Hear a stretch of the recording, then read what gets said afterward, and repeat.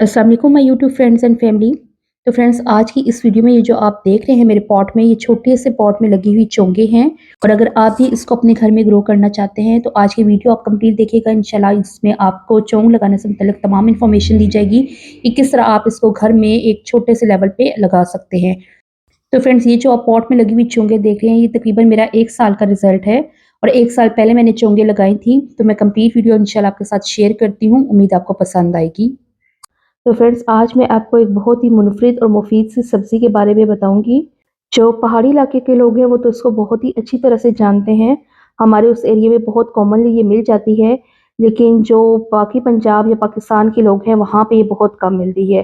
तो फ्रेंड्स, इसको कहते हैं चोंग या चोंगे कह सकते हैं, और इंग्लिश में जनाब इसको कहते हैं कैरलुमा।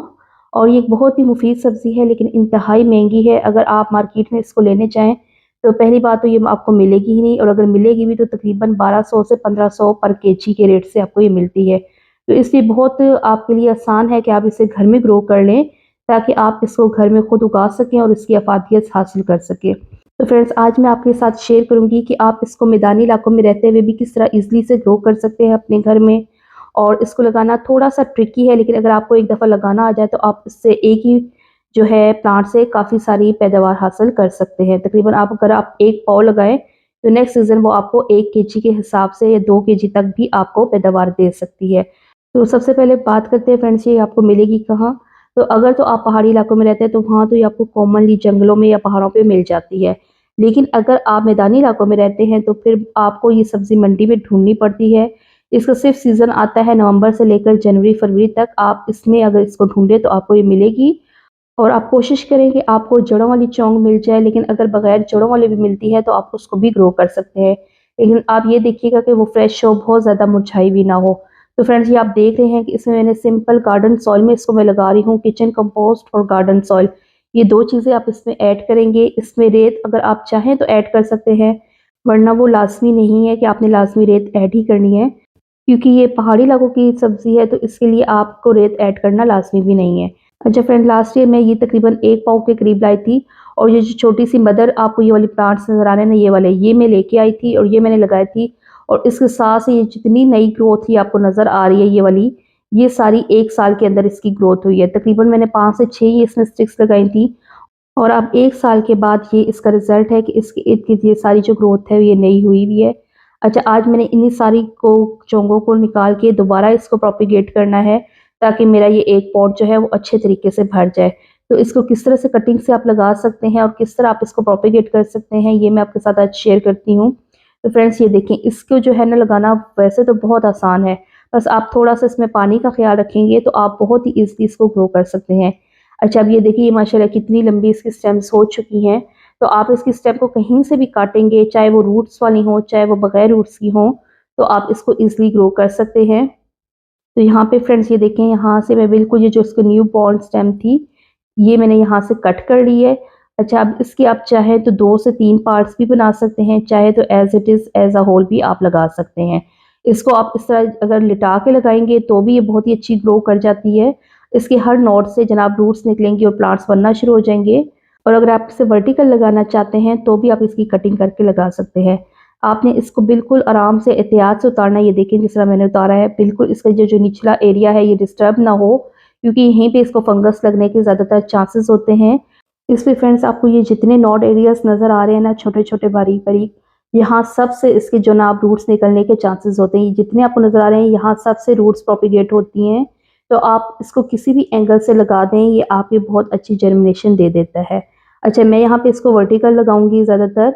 आप इसे हॉरिजॉन्टल भी रख के जिस तरह लगा सकते हैं। अब ये मैं आपको मदर प्लांट दिखा रही हूँ। ये पिछले साल मैंने लगाया था। ये देखें जो नीचे से ड्राई हुआ हुआ है, और उस एक के साथ आप देखें कि 2 चोंगे और बनना शुरू हो चुकी हैं। तो इस तरह आप इसको एक दफ़ा लगाएं और उसको साथ साथ प्रोपिगेट करते जाएं, तो फिर ये आपकी गार्डन में चोंगे रहती हैं और आपको घर से ये सब्ज़ी मिलती रहती है। अच्छा फ्रेंड्स, इसके साथ साथ बात करते जाते हैं इसके इस्तेमाल और इसके फ़ायदे की। तो डायबिटिक पेशेंट्स के लिए ये बहुत बेस्ट है, जायके में बहुत ही मज़े की बनती है। और इसे आप पकाने के लिए कैसे पका सकते हैं जनाब, आप इसको काटें और इसको अच्छी तरह से कुचल के नमक लगा के रख दें।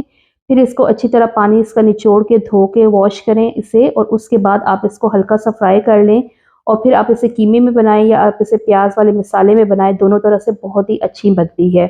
شوگر پیشنٹس کے لیے بیسٹ ہے، ذائقے میں کافی حد تک یہ کڑوی ہوتی ہے جیسے کہ کریلے ہوتے ہیں، لیکن مزے کی بھی بہت ہوتی ہے، اور آپ کے جوڑوں کے درد کے لیے اس کے بہت زیادہ بینیفٹس ہیں، اس میں بھی آپ کو کافی آرام دیتی ہے۔ آپ کے جسم پہ اگر ورم آ جاتا ہے، کسی وجہ سے سوج آ جاتی ہے، تو اس کو بھی کافی حد تک کام کرتی ہے۔ اور اس کے علاوہ اس کے ساتھ ساتھ اگر آپ کے چہرے پہ بہت زیادہ دانے وغیرہ نکلتے ہیں تو بھی آپ کیا کر رہے ہیں کہ آپ چنگوں کو کچل کے جو اس کا پانی نکلتا ہے وہ نکال کے پئیں، تو آپ کے دانے وغیرہ سارے جو ہیں وہ بالکل ٹھیک ہو جاتے ہیں۔ یہاں پہ آپ کو میں دکھا رہی ہوں کہ یہ میتھر پلانٹ کے ساتھ میں نے اس کی جتنی بھی ساری نکلی تھی سب کو میں نے سیپریٹ کر دیا ہے۔ ایک پلانٹ کے ساتھ تقریباً 4-5 یہ نکل آ تھی، جس طرح آپ یہ دیکھیں یہاں پہ میں میتھر پلانٹ نکال رہی ہوں، تو اس کے ساتھ آپ دیکھیں کہ ایک میں نے چونگ لگائی تھی اور اب جناب وہ پورا گچھا بننا شروع ہو چکا ہے۔ اسی طرح یہ پروپیگیٹ ہوتا جاتا ہے۔ اب میں اس ایک میں سے تینوں کو الگ الگ کر دوں گی، سیپریٹ کر کے لگاؤں گی تاکہ جناب میرا یہ جو پورا پاٹ ہے وہ بھر جائے۔